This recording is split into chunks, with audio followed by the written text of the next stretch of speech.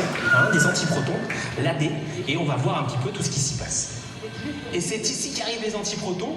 Depuis cette ligne de transfert, ici, ça arrive directement du PS, le proton-synchrotron, qui est le premier accélérateur de la chaîne du CERN. Donc ils arrivent par là, ils vont diffuser de cette ligne de transfert jusque l'anneau AD.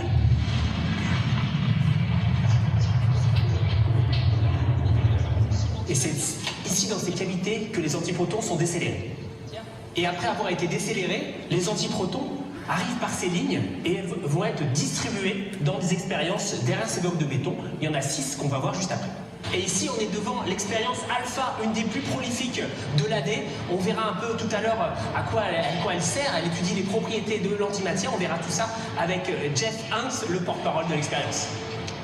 Et juste derrière moi, ici, il y a l'expérience ATTRAP, qui est une expérience pionnière ici au CERN dans la capture et le stockage des antiprotons.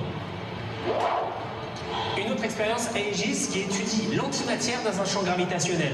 Et ça avec des atomes de positonium. Alors le positonium, ça paraît compliqué, mais c'est simplement un électron et un anti-électron.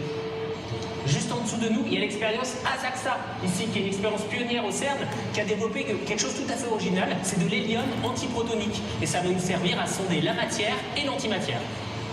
Et juste derrière moi, c'est l'expérience BASE, qui va collecter avec une grosse bouteille des antiprotons.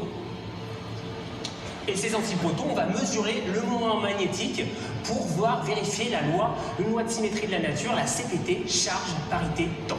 On est juste au-dessus de l'expérience GBAR, qui est la seule expérience ici à prendre directement ces antiprotons depuis un anneau de décélération, ELENA, dont on a parlé tout à l'heure. Et là, on va étudier l'antihydrogène. On va en discuter tout de suite après avec Samuel Niang, un de nos chercheurs.